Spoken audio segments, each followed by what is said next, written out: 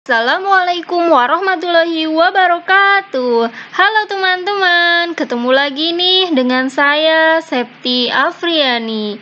Kali ini kita akan membahas tentang PTK, penelitian tindakan kelas. Itu salah satu materi untuk SKB yang pedagogik ya. Ini untuk yang part 1-nya dulu ya teman-teman. Untuk yang part 2-nya menyusul ya. Jadi jangan lupa teman-teman untuk subscribe dan nyalakan lonceng notifikasinya. Soal nomor 1, penelitian yang dilakukan oleh guru yang bersifat reflektif dengan melakukan serangkaian tindakan untuk memperbaiki pembelajaran di kelas merupakan pengertian dari A. Penelitian ilmiah, B. Penelitian eksperimen, C. Penelitian tindakan kelas, D. Penelitian dan pengembangan atau R&D ya.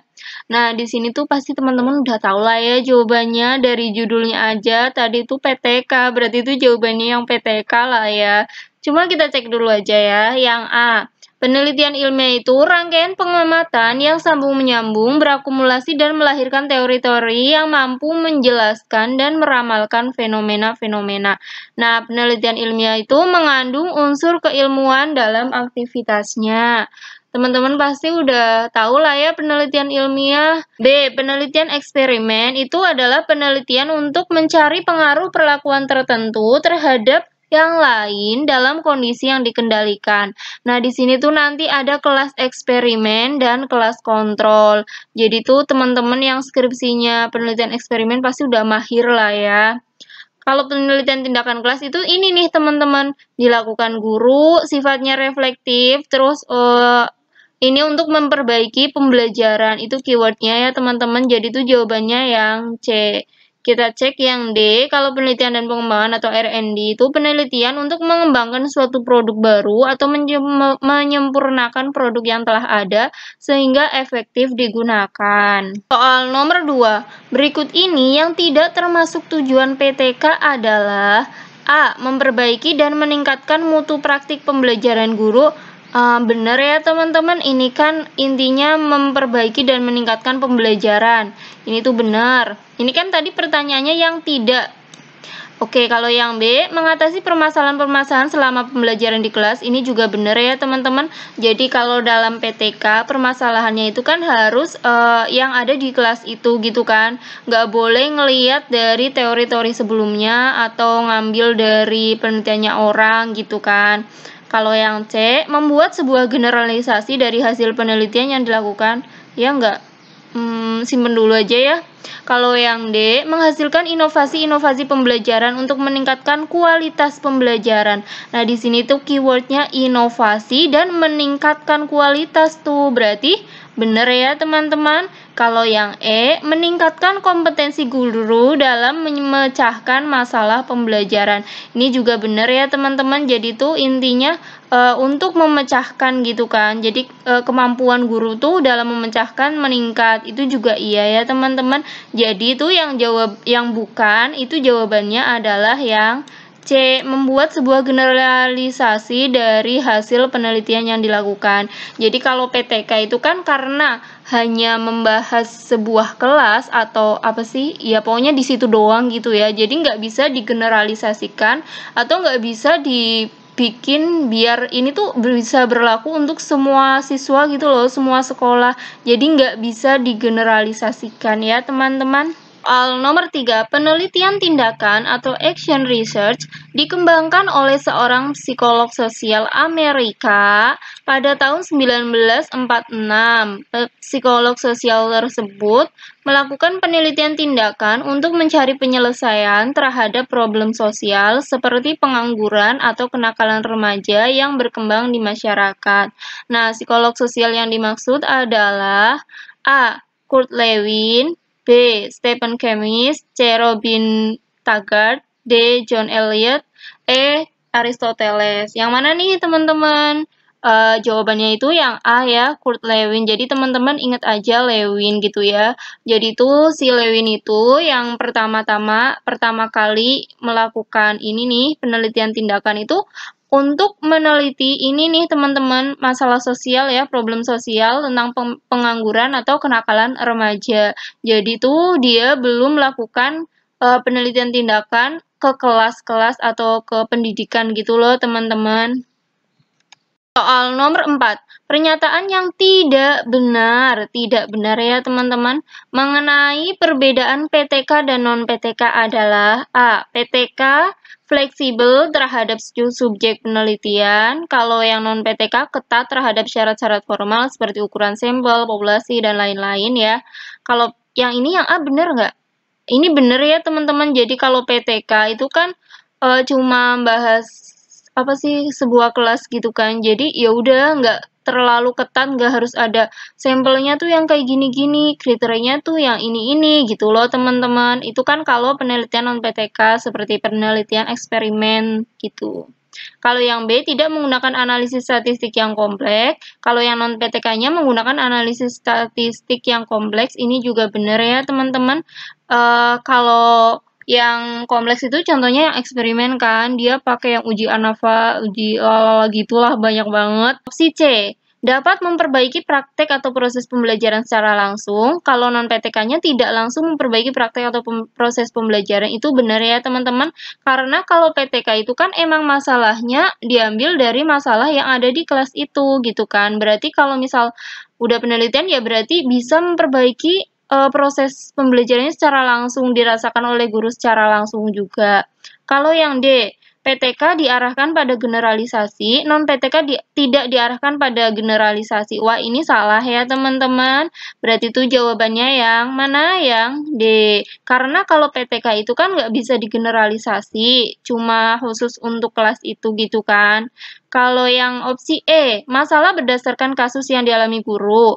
Kalau non-PTK-nya, masalah berdasarkan penelitian orang lain. Wah, ini bener ya teman-teman. Intinya tuh kalau PTK, masalahnya berdasarkan guru yang mengalami gitu loh teman-teman. Berarti itu jawabannya yang D ya. Yang soal nomor 5, dalam penelitian tindakan kelas, guru berperan sebagai A. Guru, B. Peneliti, C. Guru dan peneliti, D. Objek penelitian, E. Siswa. Ini yang E jelas salah ya teman-teman. Nah berarti jawabannya yang mana nih? Kalau PTK, guru itu sebagai guru dan peneliti. Jawabannya yang C. Jadi itu guru yang mengajar, tapi dia juga yang apa sih mengamati gitu loh teman-teman, yang melakukan penelitian juga. Soal nomor 6, PTK dibedakan menjadi beberapa jenis. Berikut ini yang tidak termasuk jenis PTK adalah A. PTK diagnostik, B. PTK partisipan, C. PTK formal, D. PTK empirik, E. PTK eksperimental. Nah, berarti itu yang nggak termasuk tuh ini nih teman-teman, yang C. PTK formal. Kalau yang lainnya itu termasuk jenis dalam PTK. Kita bahas ya, kalau yang A. PTK diagnostik itu penelitian tindakan yang dirancang untuk menuntun peneliti ke arah suatu tindakan tertentu. Kalau PTK partisipan itu orang yang melakukan penelitian terlibat secara langsung dalam proses penelitian sejak awal sampai dengan hasil penelitian berupa laporan. Jadi ikut terus-terusan. Kalau yang ini nih, eksperimen itu PTK dilaksanakan dengan cara menerapkan berbagai teknik. Jadi keywordnya tuh berbagai teknik, metode, strategi, kayak gitu loh teman-teman. Kalau yang PTK empirik itu tuh keywordnya pembukuan atau pencatatan gitu loh teman-teman. Pembukuan atau pencatatan terhadap pelaksanaan tindakan atau aksi yang dilakukan oleh peneliti yang terjadi selama pelaksanaan tindakan atau aksi menjadi data dalam penelitian. Jadi tuh ini tuh pembukuan atau pencatatan. Keywordnya yang aku kasih biru-biru gitu loh teman-teman. Soal nomor 7, salah satu hal yang membedakan antara PTK dan non-PTK adalah alur pelaksanaan PTK. Alur tersebut adalah, ada 4 ya teman-teman kalau dalam PTK. Nah, yang mana nih? Kalau pertama kali observasi itu jelas salah ya, pasti pertama kali itu diawali dengan perencanaan gitu loh teman-teman, berarti yang C atau D gitu kan. Habis perencanaan apa? Pelaksanaan dulu apa observasi? Pelaksanaan dulu ya teman-teman, ini tuh salah. Berarti itu jawabannya yang D, perencanaan, pelaksanaan tindakan, observasi, dan refleksi. Jadi itu kalau ini menurut si Lewin ya teman-teman, kalau menurutnya siapa? Sopo kok aku lali. Kalau menurutnya si ini loh, yang tagar-tagar gitu, itu tuh pelaksanaan tindakan dan observasi itu jadi satu sebagai bagian yang tidak terpisahkan karena emang dilaksanakan dalam satu waktu gitu loh. Jadi si guru melaksanakan tindakannya, melaksanakan apa gitu ya misalnya, dan juga mengamati atau observasi ke siswa-siswanya gitu loh teman-teman.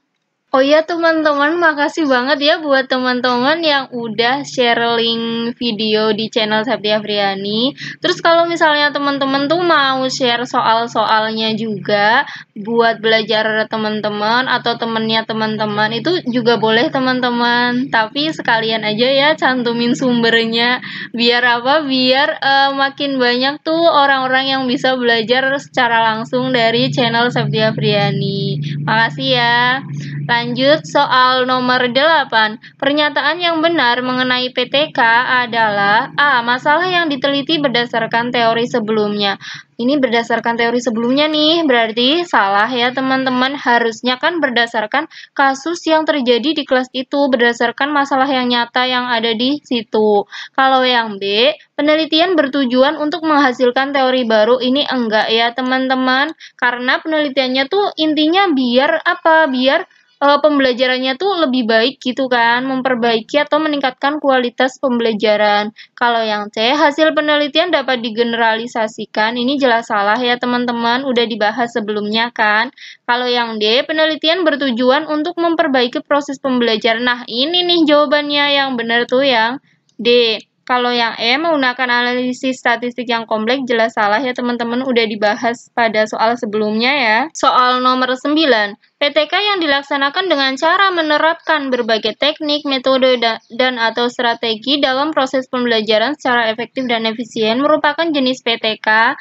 A. Diagnostik, B. Partisipan, C. Empiris, D. Eksperimental, dan E. Formal. Jadi teman-teman ini adalah soal ya buat teman-teman. Silakan teman-teman tulis jawabannya di kolom komentar ya.